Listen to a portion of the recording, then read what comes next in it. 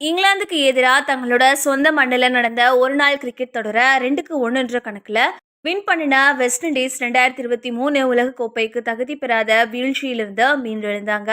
அதை தொடர்ந்து நடந்த 5 போட்டிகள் கொண்ட T20 கிரிக்கெட் தொடர்லையும் அபாரமா விளையாடின அந்த அணி 3-2 அப்படின்ற கணக்கில் கோப்பையை வின் பண்ணி அசத்தினாங்க. அந்த வகையில் 2022 T20 உலகக்கோப்பையை வின் பண்ணி நடப்பு சாம்பியனாக இருக்கிற இங்கிலாந்தை தெரிக்க விட்ட வெஸ்ட் இண்டீஸ் அடுத்த வருஷம் தங்களோட சொந்த மண்ணில் நடக்கிற 2024 T20 உலகக்கோப்பைக்கு தயாராக இருக்கும் அப்படின்றத உலக அணிகளுக்கு காட்டினாங்க. முன்னதா இந்த தொடரில் நம்பிக்கை நட்சத்திரம் ஆண்ட்ரே ரசல் மறுபடியும் வெஸ்ட் இண்டீஸ் அணிக்காக விளையாட செலக்ட் ஆகி முதல் போட்டியிலேயே ஆட்டநாயகன் விருது வின் பண்ணி கம்பேக் கொடுத்தாரு. இந்த நிலைமையில அடுத்த வருஷம் சொந்த மண்ணில் நடக்க போற உலகக்கோப்பையை வெஸ்ட் இண்டீஸ் அணிக்காக வின் பண்றதுக்காக உடல் அளவில் கடுமையான பயிற்சிகளை மேற்கொண்டு வருவதா ரசல் தெரிவிச்சிருக்காரு. குறிப்பா காட்டுத்தனமா சிக்ஸர்ஸ் அடிக்க உடலை மெருகேற்றி வர்றதா தெரிவிக்கிற அவரு அடுத்த வருஷம் நான் பார்க்கறதுக்கு ஃபைட்டர் மாதிரி இருப்பேன்னு அதிரடியா பேசியிருக்காரு.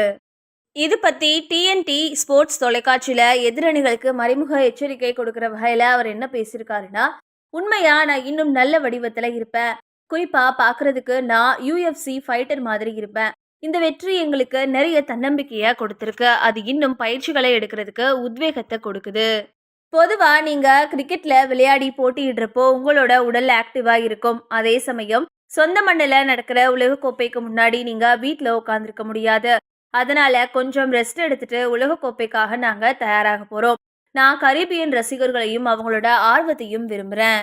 நாங்க சுமாரா செயல்படுறப்போ அவங்க எங்களுக்கு ஆதரவு கொடுக்குறாங்க. இந்த சமயத்துல நான் நிறைய இளநீர் குடிச்சு மசாஜ் செஞ்சு பயிற்சிகளை எடுக்க பிளான் பண்ணியிருக்கேன். அதை செஞ்சுதான் கடந்த போட்டியில நான் 3 ஓவர்ல 30 ரன்ஸ் எடுத்தேன். இந்த போட்டியில எங்களோட எல்லா பவுலர்ஸும் சிறப்பா செயல்பட்டாங்க அப்படின்னு சொல்லியிருந்தாரு.